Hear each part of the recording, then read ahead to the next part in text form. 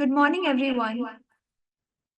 A very warm welcome to day one of STEM Management Week 2025, hosted by the IEEE Student Branch and the WI Affinity Group of Atlas Skilltech University. It is an honor to welcome our international speaker, Dr. Rutul Mahajan, joining us today from the Utica University, New York, at USA. Before we begin, I would like to share a few words about Atlas Skilltech University. Atlas is India's first new age urban multidisciplinary university built on the foundation of innovation, global industry alignment, and future ready education. With a strong emphasis on technology, design, management, and creative sciences, Atlas prepares students to engage with global challenges through internationally benchmarked learning experiences. We would also like to express our gratitude to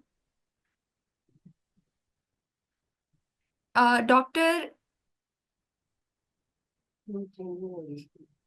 Indu Shahani, who is the President and Chancellor, Dr.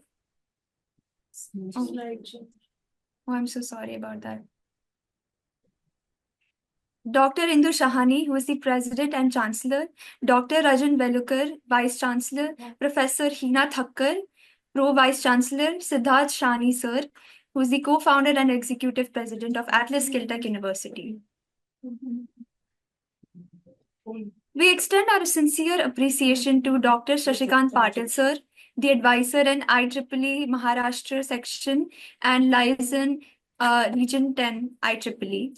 Dr. Sarika Chauhan, who is the branch counselor of IEEE Student Branch. Dr. Suman Madan, the faculty advisor of WI Affinity Group, whose dedication, mentorship, and encouragement have been instrumental in strengthening women in engineering activities at Atlas. We would also like to recognize our Execom members, Ruhi Singh, who is the WIE chair, Bhumi Shah, WIE vice chair, Shruti Shinde, who is the WIE secretary, and myself, Dhruvi Jain, who is the treasurer of WIE student branch. As we celebrate International STEM Day worldwide on the 8th of November, we extend the spirit of innovation, scientific curiosity, and interdisciplinary learning across an entire week. STEM Day reminds us the power of creativity, problem solving, and engineering breakthroughs. And through this STEM Week celebration, we aim to inspire students to explore emerging technologies with passion and confidence. With this, let us move ahead to the most important part of today's section. I now request Bhumi to kindly introduce our international speaker, Dr. Rutul Mahajan. Hello, this is Bhumi here.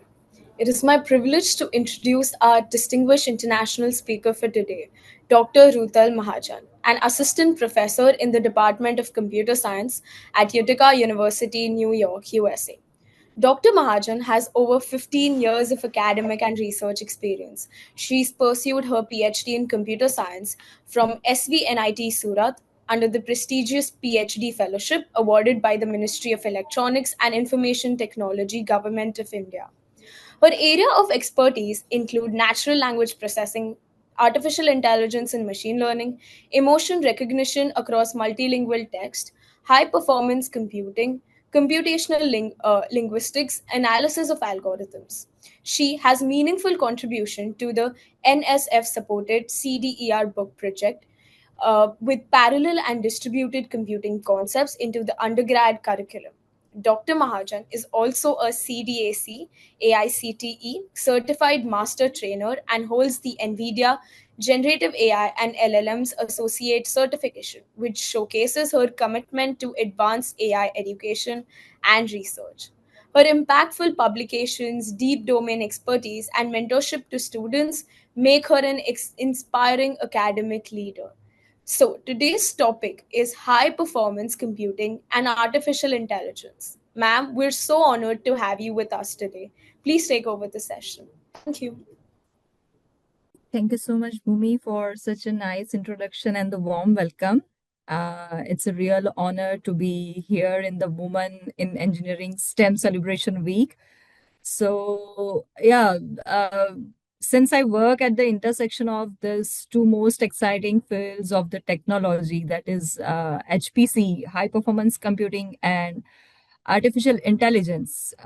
Today, I want to pull back the curtains from these two buzzwords, what they really mean. Means my goal isn't just to throw jargon at you all, but to show actually how world is solving most challenging problems using this powerful duo. So yeah, I would like to start with, since you have given very nice introduction, I would like to start with a very quick modern way of introduction, just a AI style. Hi, this is Dr. Ruto, Is it right? teaching computer science students and computers to learn doing intelligent tasks and use it for societal good. So that's me, the AI version of Dr. Rutal, just codes and circuits. But the real Dr. Rutal is here to guide you. Today, you're going to explore the incredible power of HPC and AI. You will see how they are solving the world's biggest challenges and how you can be a part of it. Enjoy the session. Okay, so thank you, Digital Me. I hope that was a fun and relevant start to our session.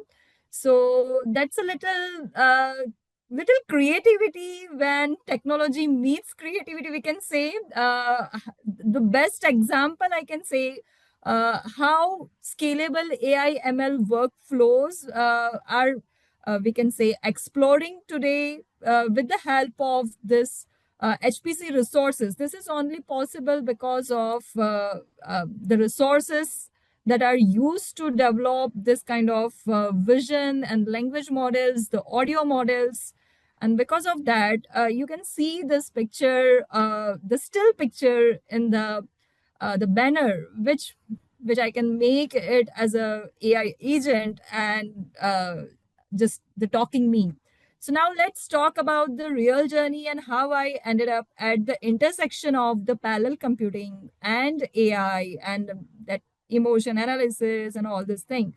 I would like to start with a few pictures and the TV series in the next slide. Hi, this is Dr. Sorry. Yeah. So, yeah. Can you guess this pictures? If you can guess and write in the chat, if you identify these images are from which TV series or movies, have you seen all those things? Does it look familiar to you all? Or are you seeing it for first time?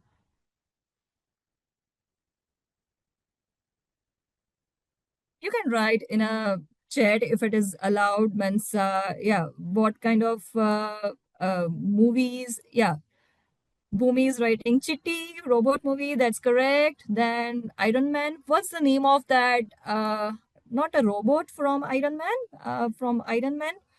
Who's that? Jarvis. That's correct. Dhruv Shah. Right. Who else are? Means, do you know this one? How about this one? These two are correct. How about this one? This is quite old. Around anyone want to guess this? Okay, let me tell you. This is quite old from 1985.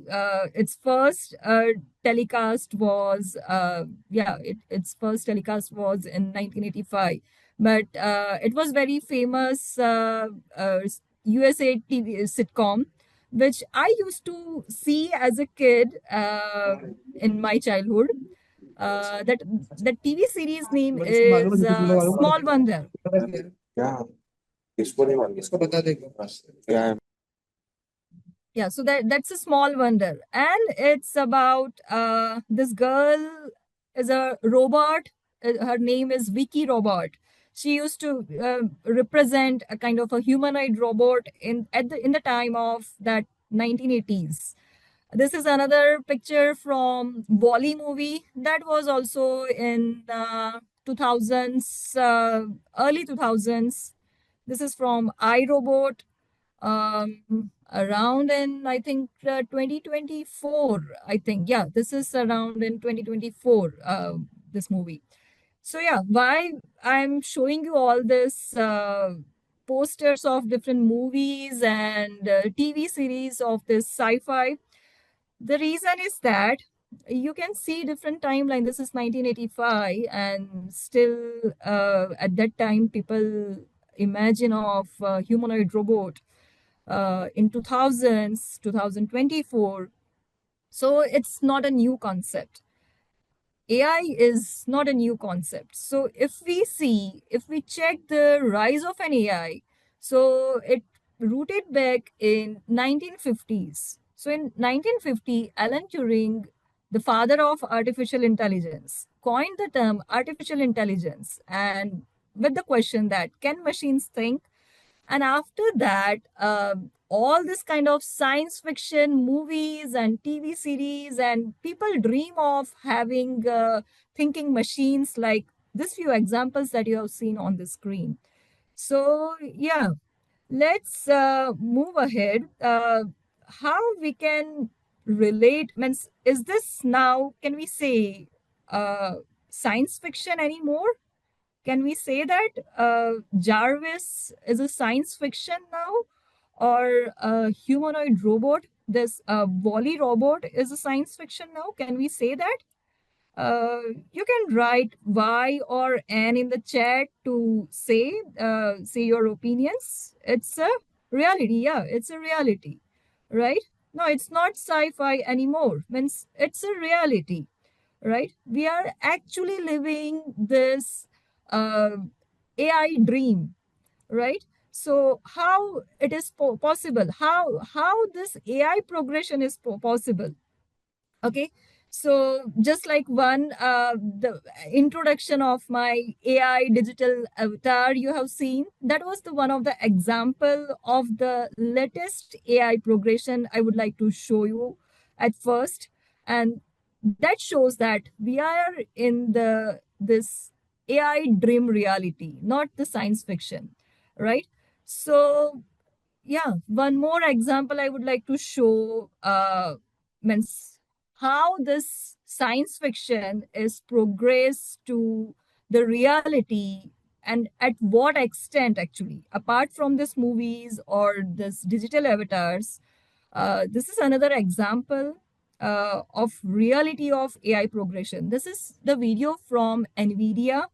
One of the employee, its whole day is shown over here. You just see.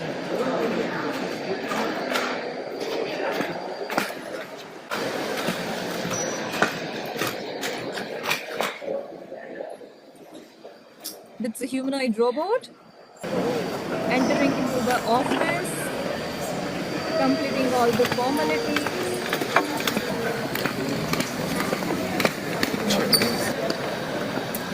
Yeah, operating lift and so on.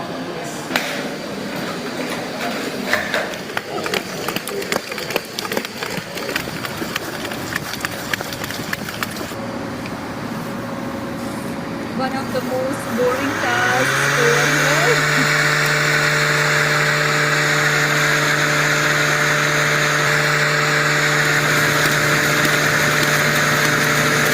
Cleaning the street, walking.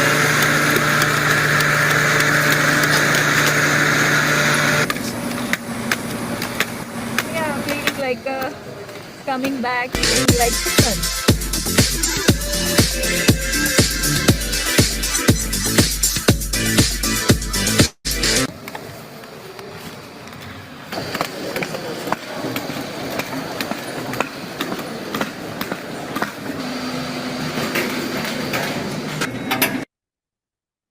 Okay, so this is not a science fiction. This is actual video from the NVIDIA office, and you can see the same video on the YouTube or on the NVIDIA site. They have kept this video.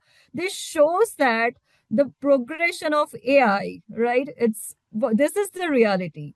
Now let's see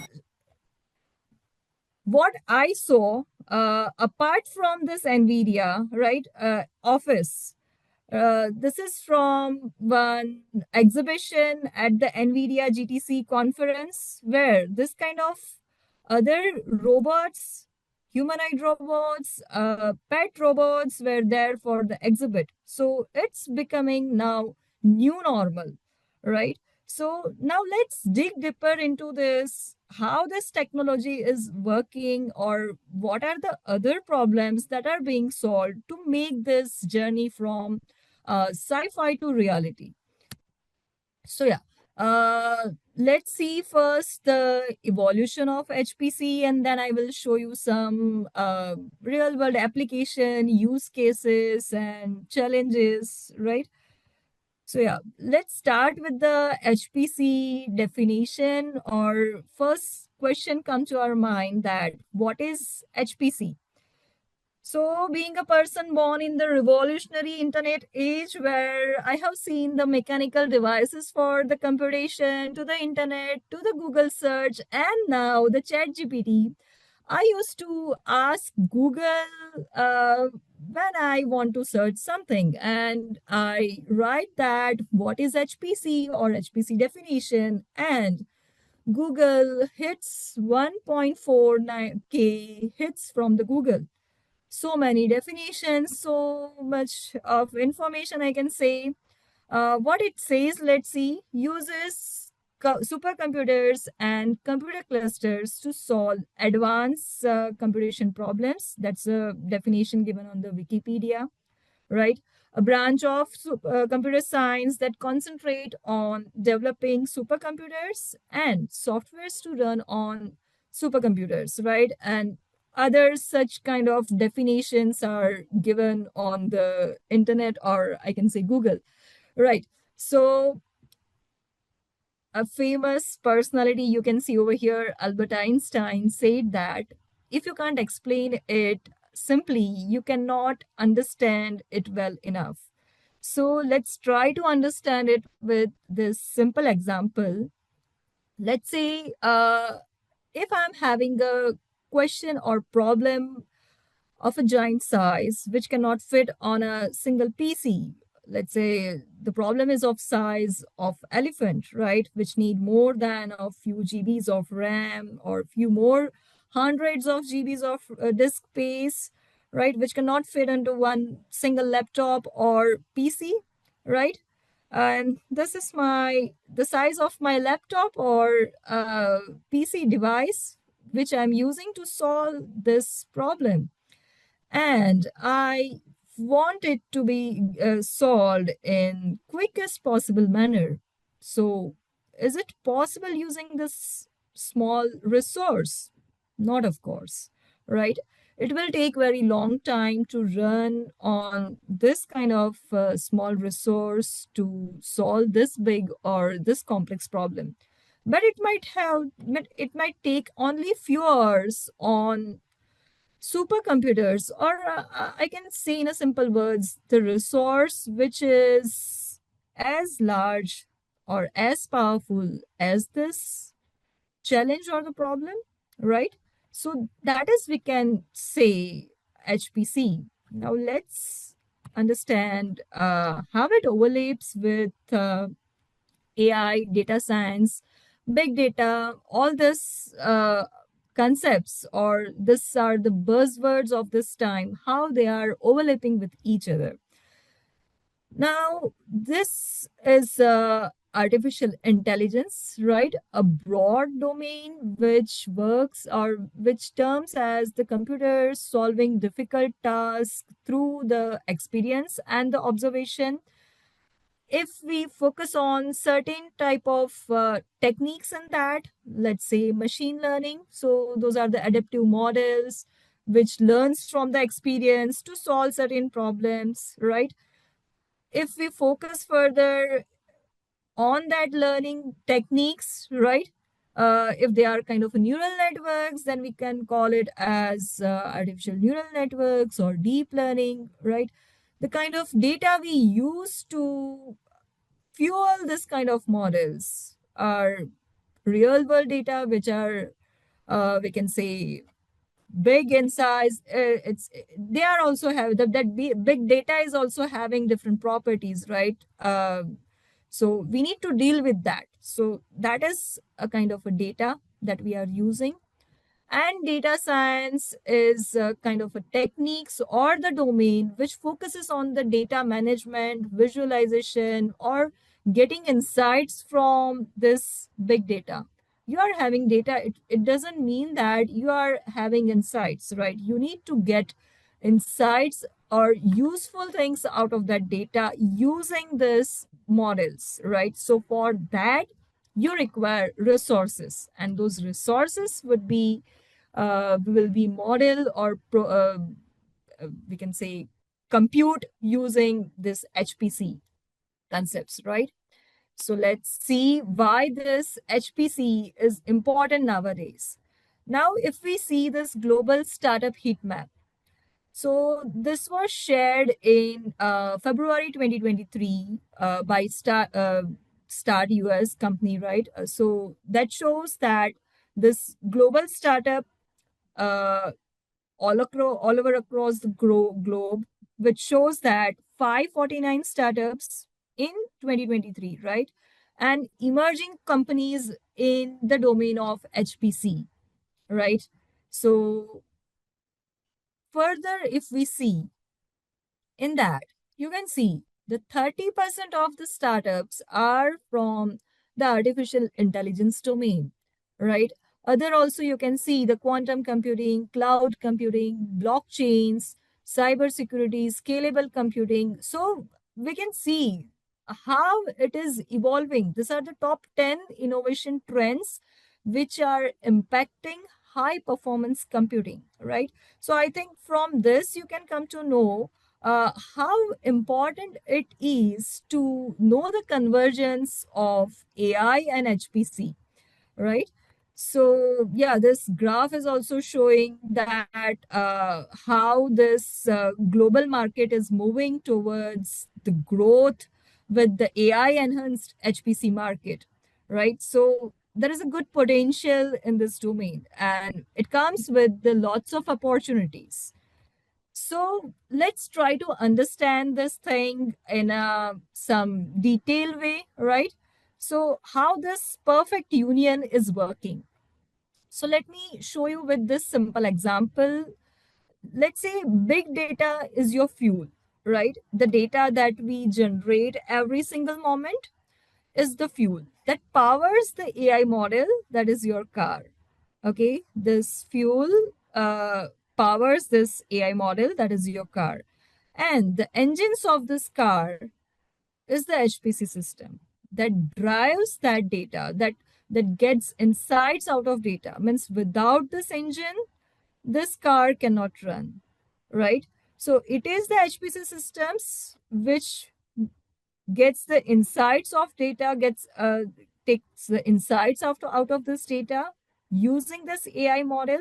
And that is how this perfect union is working in real time. So now let's see the emerging trends in HPC for data science and AI. I would like to show you how this HPC architecture has evolved over time. It's not an overnight process, or it's not just evolved in just 1 year, I can say, right? So if you see, this is one chart over here, that graph you can see. It shows some years from 1990 to 2020 over here, right? And over here, it shows some 100 megaflops, gigaflops, right? So this flops are nothing but the floating point operations per second. It is the measure used to compute the performance of supercomputers or any computers, I must say, right?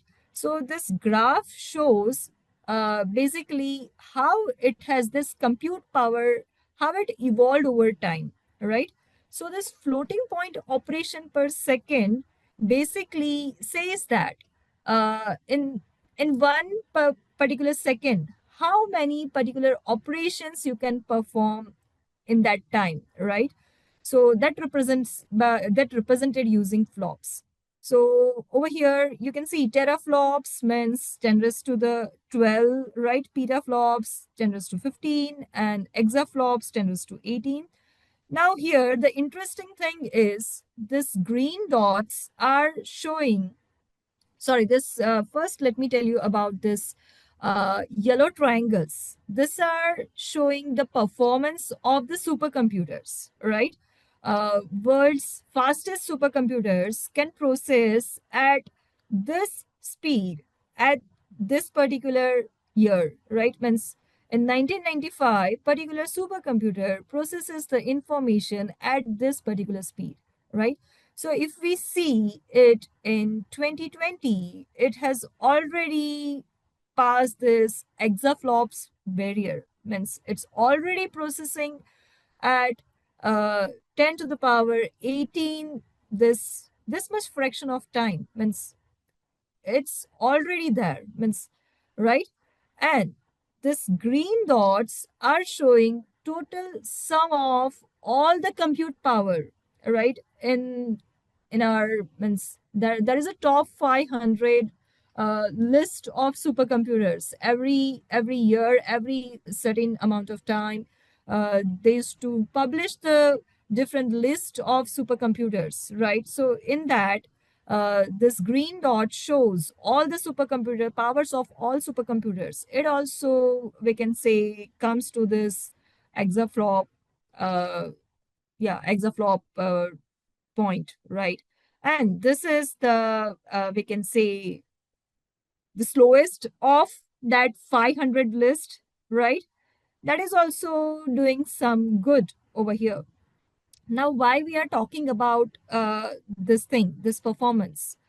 I would like to show you that, currently the fastest supercomputer is El Capitan at the California, right, which is working more than 1.1 exaflops. You can check that top500.org to check this list of recent supercomputers, top supercomputers, right? So this graph, I'll come to this later on. Now, if we see the evolution, right, I'm not even talking about 1990s. These supercomputers were started back in 1940s, right? If you see this, can you find the computer over here? This room itself is the computer, right? It's a giant size, the room size computer. This is the first ever computer in the history, that is ENIAC, which was built during World War II to solve the complex military calculation quickly and efficiently, right? So its purpose primarily was to assist in the US Army, right, for calculating that firing tables and precisely find that particular numbers, right, for that firing weapons. So it's a special purpose computer. Another one I would like to show is this Bombay. If you know this person, he is the Alan Turing, right?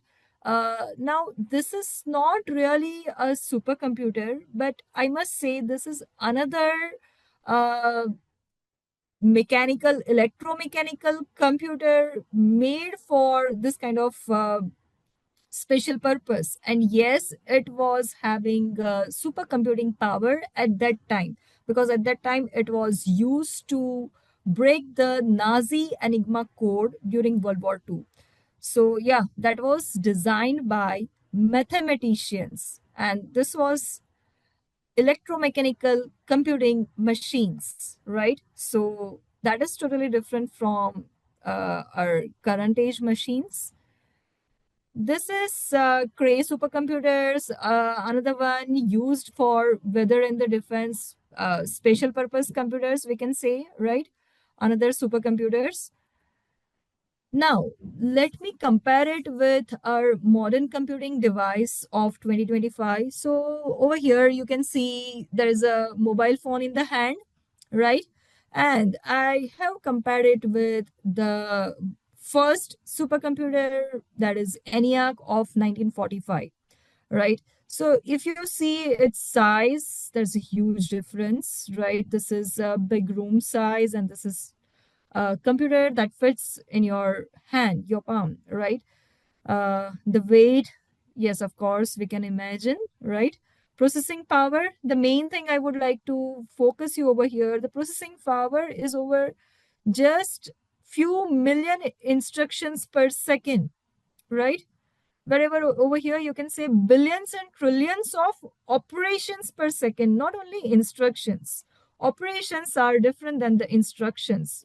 We can say that certain operations are made up of few bunch of instructions, right? So over here billions and trillions of operations are performed within a second.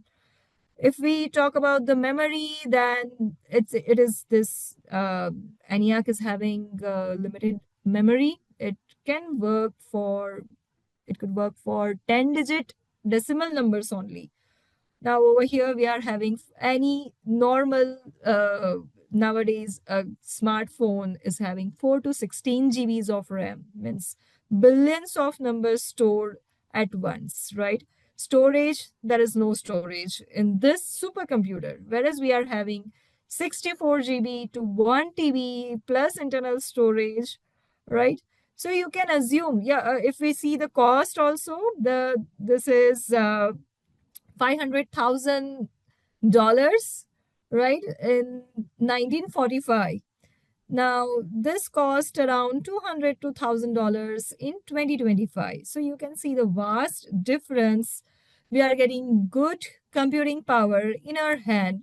So this shows that supercomputers have not only evolved, our computing capacities are also general purpose computing capacities are also evolved with this time. If you see this graph, right, it talks about only the supercomputers, but I would like to make emphasize over here that it's not only the supercomputers for which these resources are evolved, which are responsible for progression of AI, but it is our general purpose resources also, which also evolved with the time, which are mainly responsible for the AI progression from sci-fi to, I must say, the general reality nowadays, what we are seeing, right?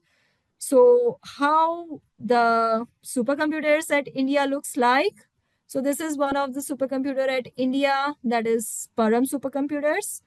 You can check it on that top500.org at what position this Param Siddhi AI, the supercomputer of India that was launched in 2020, was ranked at that time around 63. At what position it is in this top 500. Yeah, so the fastest supercomputer in the USA, not in the USA, all over the world, that is at the USA Oak Ridge National Laboratory. The name is Frontier, but now it is second fastest, right? It was installed in 2021. Now the fastest one, as I said, is in California. So now coming back to what these computers are doing, if we see this, all this slide, all this our discussion, you might have observed that all these supercomputers are made for certain special purpose task at that time, which is called very complex or challenging. Like in 1945, finding a specific point of firing in a fraction of seconds, right? So that was found very challenging task at that time. So for that ENIAC was built, right? Nowadays, the challenge is different. So for that, we require the resources, right? So again, this perfect union is working, right? We are having this HPC systems that are the engine that processes this big data, which we are generating every second, every moment, which is the actually fuel for this AI model, right? And we want this AI model this techniques, right? And we want to solve this big data and want to get some insights, some interesting insights out of that. And for that, we require the HPC systems, right? So HPC systems means we want the high performance computation, right? So let's see how this data is generating every second, right? So, like in a background, I want to show you this insights, how this data is generated every second. Um, when we are sleeping, the data is generated, right? How? Our mobile phones or our smart gadgets are counting how many hours of sleep you are having, right? Or when we are walking, data is generated. When we are scrolling the mobile, data is generated. When we are accessing some applications, right, specific application, data is generated. When we are watching some ads, data is generated. Even we can say when we are thinking something, data is generated, right? So to process this enormous amount of data, we need HPC. So I hope you understand from where this data is coming, from your smart gadgets, sensors, right? So the sensors, we can say they generate lots of data, enormous amount of data at IoT and that edge devices. So we need HPC system to process that. So I would like to show you just a brief to give you an idea how this HPC systems are working with the sensors. So these are the edge devices like your smart gadgets or mobile phones or computers or any device that collects your data. Any device, any sensors that collects your data, right? So those are the edge devices. Those data are sent to the edge nodes and edge nodes are sending it to the cloud. Ultimately, you are sending your data to the cloud. Now, these are connected with the edge devices are given with the accelerators, right? And they are working with this kind of HPC programming models based on which those APIs you can access, right, from the cloud. Now, if we simplify this workflow, then IoT generates this data. IoT means this edge devices, right? HPC processes that data and it gives us real-time actionable insights, right? You are wearing that smartwatch and you want some interesting insight out of that. Otherwise, you will not wear that watch, right? You are using your that walking gadgets and you are using your smartphone as a gadget, different sensors and gadgets related to your health and different things. You need an insight out of that what is my screen time or what is my productive hours or uh, like there's so many things, right? So how this actionable insights are generated, so for that we need a compute power, right? So for that, how those applications are built, those are actually working with those sensor hardwares, right? Or actually processing your data at the GPUs and those devices. So for that, there are different programming models. These are just few, right? I'm just giving you this as an example. There are many. These are few popular programming models which are used with HPC on the edge devices like CUDA, OpenCL, SYCL, OpenMP, right? Majority of them you can see are working with either C, Fortran, right? Some are compiler directives of C and C++. Uh, Majority of them are working with the CPUs, GPUs, and FGPAs, those hardwares, right? So there comes your how you are optimizing your model to work with that particular device to compute efficiently, right? Yeah, so let's see the key technologies which are making it possible to integrate everything. If we want to integrate HPC, right, means we want to give it a compute power to our solution, our simple ML workflow, right? So how this technology is working. So different kinds of hardware, like I'm naming a few, like NVIDIA Jetson, which is used for HPC enabled edge devices for specifically for AI workloads, right? Another is the Intel Movidius, different softwares, platforms like NVIDIA HoloScan, which is used for real-time streaming of AI processing framework, uh, designed for specially for edge devices, edge-based HPC use cases. I will show you the exact use cases where this is used, so you will get an idea. But this is just in bird eye view, what different kind of technologies and platforms. There is no single technology, right? You can see there is a integration of multiple hardwares, software stack, AI edge frameworks, right? Edge analytics tools are used. So this is how your whole system work in a harmony. Yeah. So this is one example, the use case that I wanted to show you how HPC is working with the IoT and the edge computing in real time. So yeah, regarding this use case, you can again read in the detail from the NVIDIA developers blog, right? Which gives the detailed story of this real-time 3D surgical guidance fusing pre-operative and the live data. Now, basically, this project, you can see it is used for real-time surgery. Now, if we talk about the surgical procedures, what is the general procedure? The surgeon or the hospital used to take the pre-operative data like CT scans or MRI or X-rays, right? Your surgeons used to observe that, right, and get the insights on the that and plan the surgery accordingly, how it is to be done, right? And at the time of surgery, that pre-operative data is not available.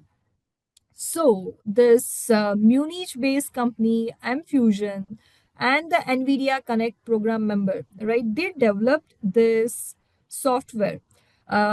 Their objective was to provide the surgeons the real-time. You can see this highlighted part, right? Uh, the real-time accurate guidance during that minimally invasive or robotic assisted surgery. So at that time, this how this area is highlighted, that is coming from I can say the pre-operative data collected for that patient. Now, how this intelligence system has to work, the pre-operative data is collected in the form of CT scan or MRI or that particular different still image, or that's a different thing, right? Now, this is the live camera or live video streaming. At the time of this live video streaming, our AI model or that trained model has to precisely, accurately, and in a timely manner to identify this particular region from that pre-operative data and to highlight it in the real time. Now, over here, we can say if uh, we cannot afford to have mistake because it will cost the life of a human being, right? So this is a very critical application. So at that time we need this visualization. It is a complex process because you need to overlap that pre-operative data with that live streaming data, right? It's not even an image, it's a live streaming video. With that you need to overlap that, and accordingly this robotic hands or that surgeons would be assisted for minimal invasions, right? So it need a precision in the real time. So for that, we need to make multiple complex calculations for this visualization. This kind of visualizations are not that easy, right? To highlight this region is not that easy process. It's computationally very expensive, and it need to be done in fraction of seconds. And for that, we require a compute resources. And to develop this, they have used NVIDIA Holoscan platform, the one I have shown you over here, right? This real-time streaming and AI processing framework, which is designed for specially edge devices, edge-based use cases, right? So that is used, and along with that, scalable infrastructure is needed for that real-time processing. Okay, so yeah, this is one case for how HPC is used with healthcare and this kind of data visualization kind of application, right? Now I'll be showing you some applications or some use cases of data science, specifically data science, where you are getting some insights out of that data, how crucial it is. So basically, what data science is doing, why data science require this HPC. So I'm bringing this fuel and car model once again, right? So data science is trying to get insights, interesting insights and visualizations, using visualizations out of this big data, right?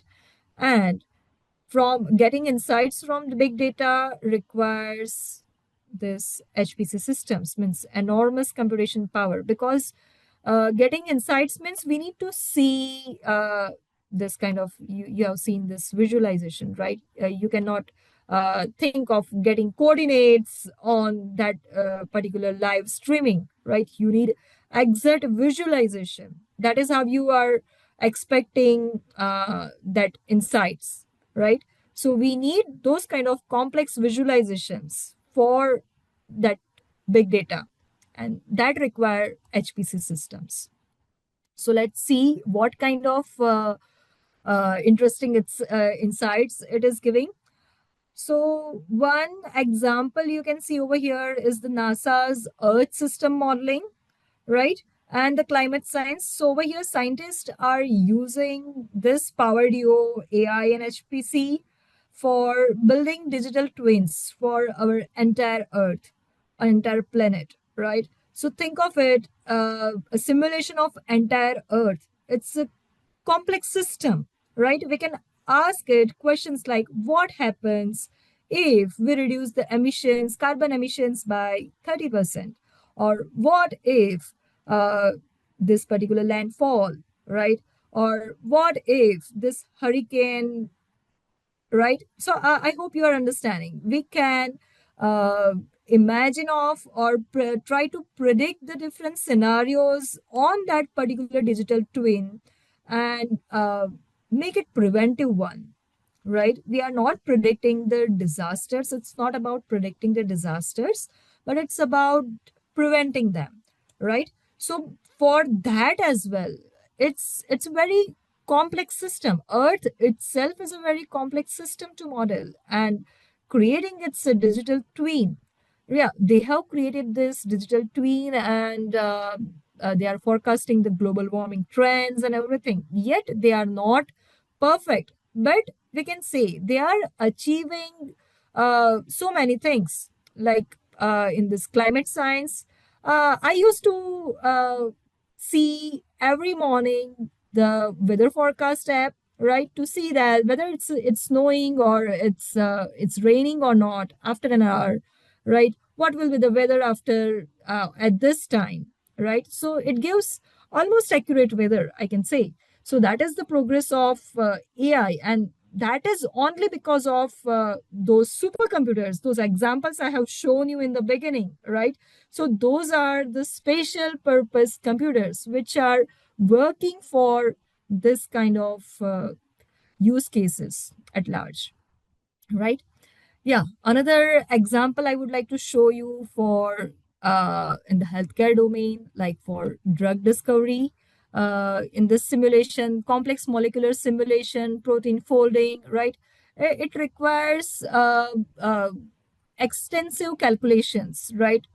And it requires enormous computational power, like different simulations of Monte Carlo simulation and different statistical tests, which are very compute intensive. So for that, we require resources.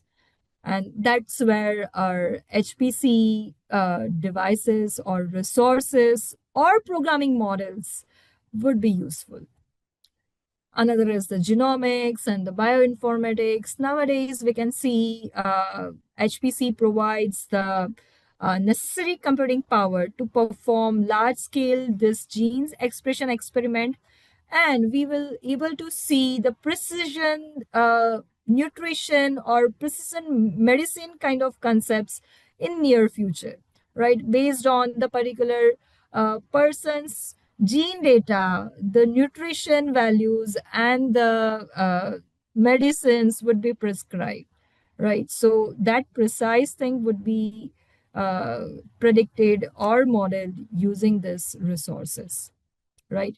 If we talk about finance, then yes, for financial analysis, fraud detection, risk analysis, algorithmic trading, all these things, it needs to compute so many parameters, right? So when it comes to so many parameters, so many calculations, and when it becomes compute intensive, we can say the HPC comes over there.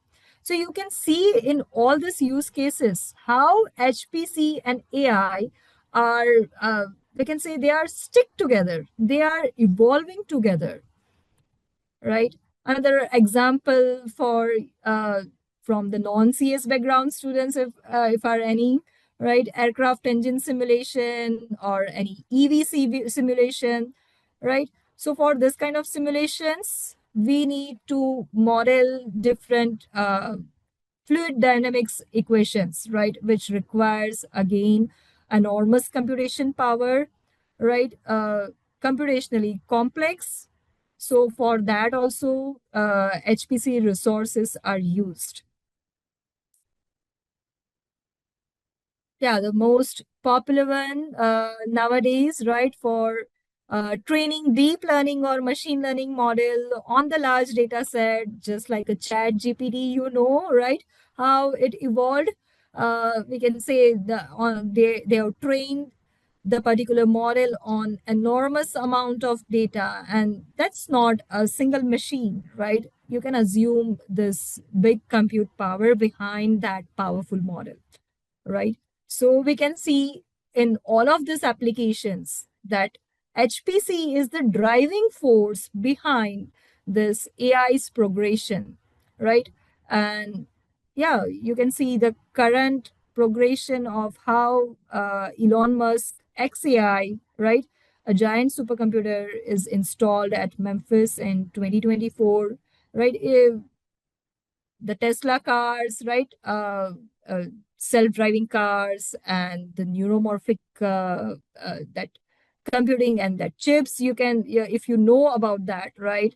So those are, we can say, how they are handled. These supercomputers are, these giants are behind that. Another one is the at Atlanta that was launched in 2025, right? So I just wanted to show you that this thing is evolving, right?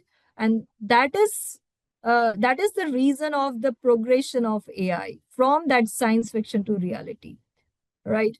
Yeah, Microsoft has claimed this by this Majorana one chip HPC that was launched in just this early 2025, right? And I think uh, in this January or mid of this 2025, it has launched, right? And they claim that the quantum computing is not decade ahead, right? It's just a years ahead. So we can see how quickly it is progressing. Yeah, cancer research and so many things. Okay. But here comes some challenges. Okay, the scalability and cost, not everyone, all these examples that we have seen are uh, connected with the supercomputers, the resources, right, which are having high cost of infrastructure and maintenance, and it limits the accessibility, right? So the solution is the cloud-based HPC services, right? So that is the solution. Nowadays, means people are working, the HPC startups and all those things are working on this, providing cloud-based HPC services to uh, drive your that AI or ML models, right?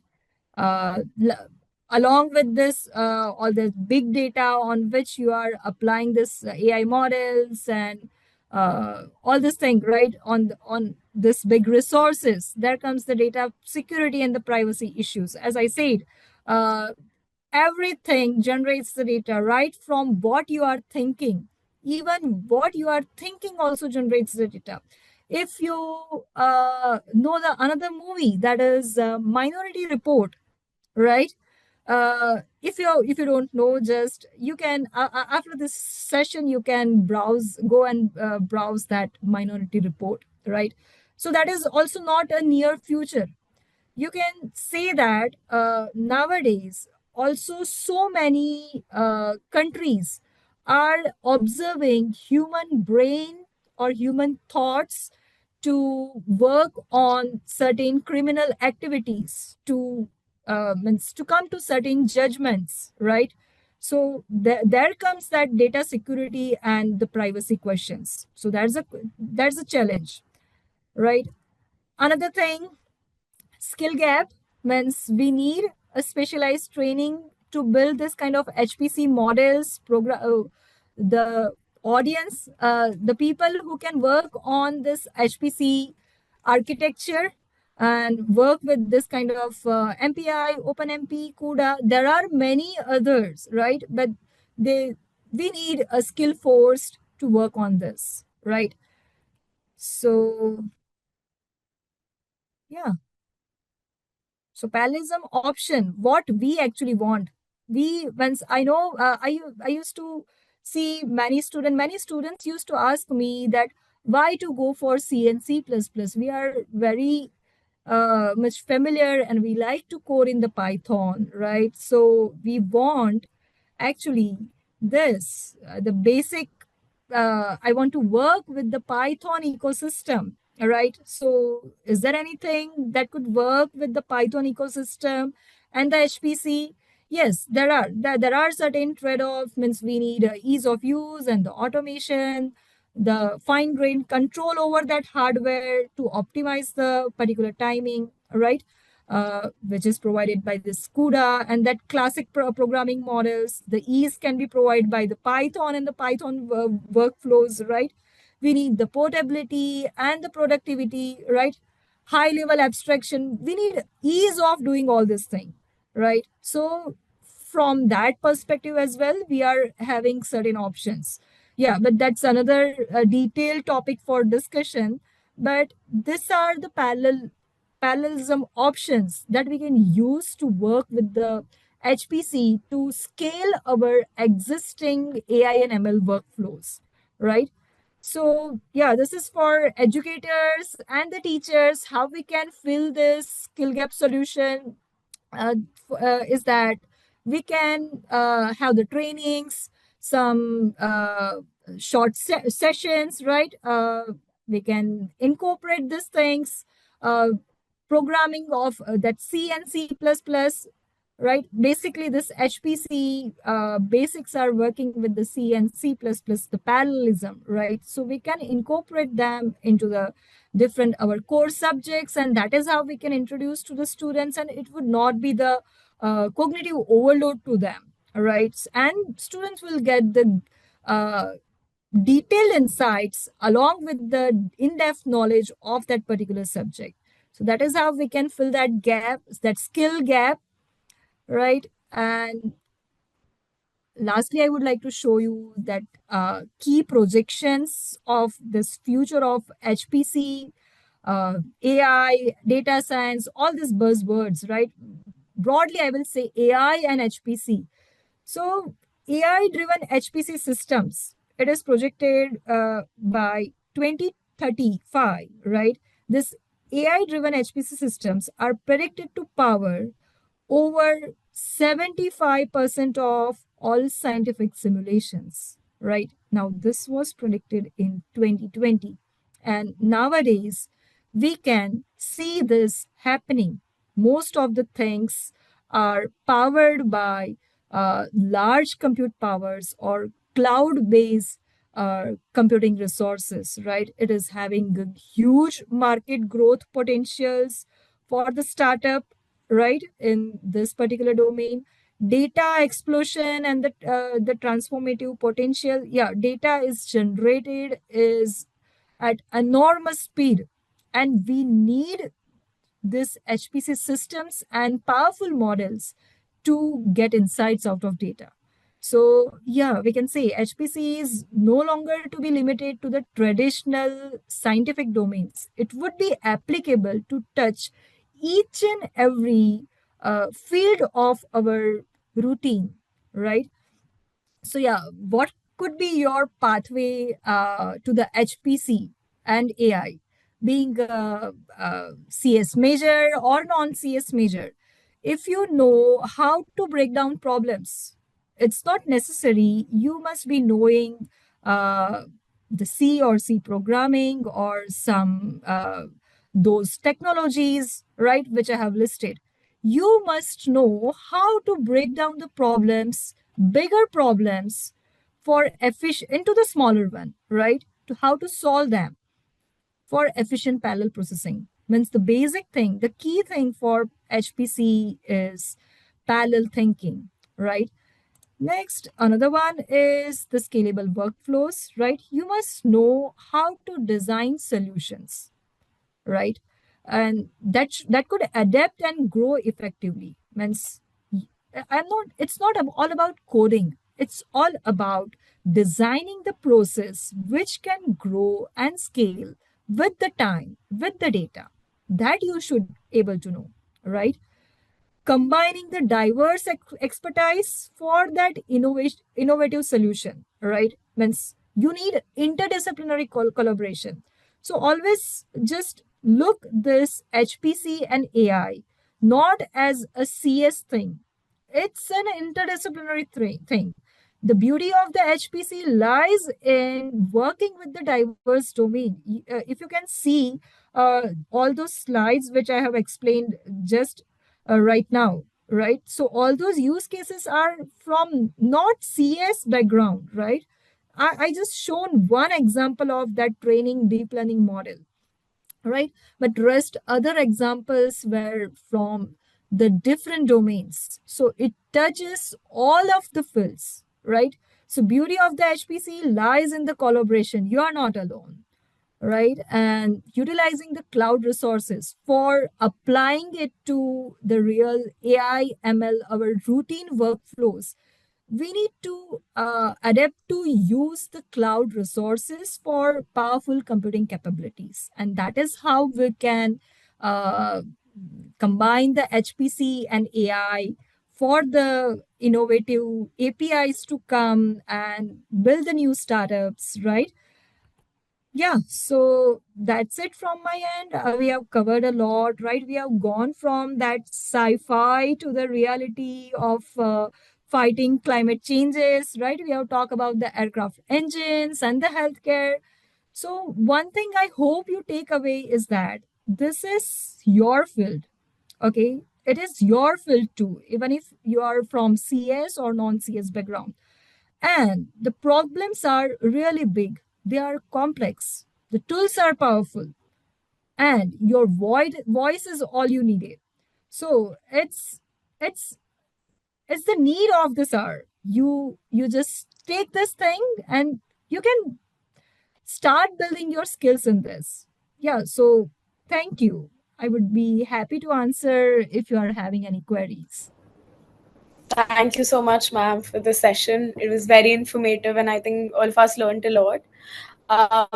one of the attendees had a question explaining what quantum computing exactly is and how does it work. So if you could please answer that.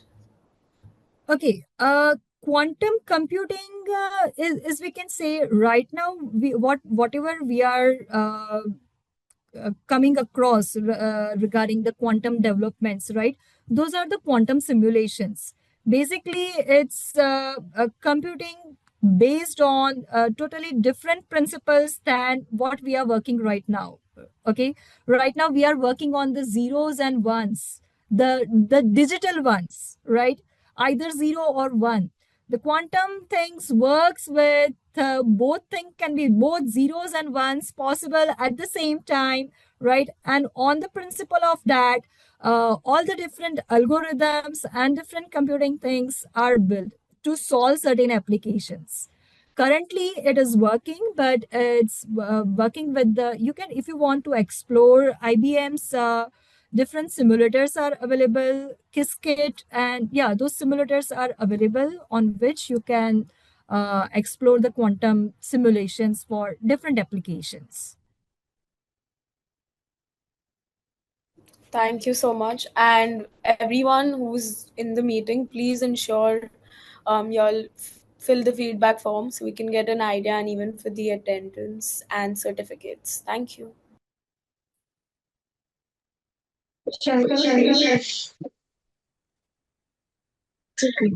Thank you so much, Dr. Mahajan, for delivering such an insightful and inspiring session. Your explanation for high performance computing and its connection to artificial intelligence has helped us understand the backbone of modern intelligent systems. The way you explain the perfect union of AI, data science, big data, HPC gave us an amazing clarity on how these fields overlap and work together to build today's application. It truly helped us to see how these technology complement each other in real-world systems. On the behalf of IIIE Student Branch and WI Affinity Group at Atlas Skilltech University, we would now like to appreciate or request Dr. Suman Madan, faculty in charge of WIE, to present the virtual facilitation to you. Thank you so much, Shruti. It gives me great pleasure virtually to facilitate Dr. Rutal with this certificate of appreciation for her contribution to this International STEM Week. To be very frank, Dr. Rutal and I know each other from long time, and we are collaborating lots of research projects together, especially in the area of high performance computing also. And I am truly very much inspired by the depth of knowledge she is having on this topic, as well as the practical applications she is working on. So I'm sure even the participants must have benefited greatly from her rich insights and clear explanations throughout the session.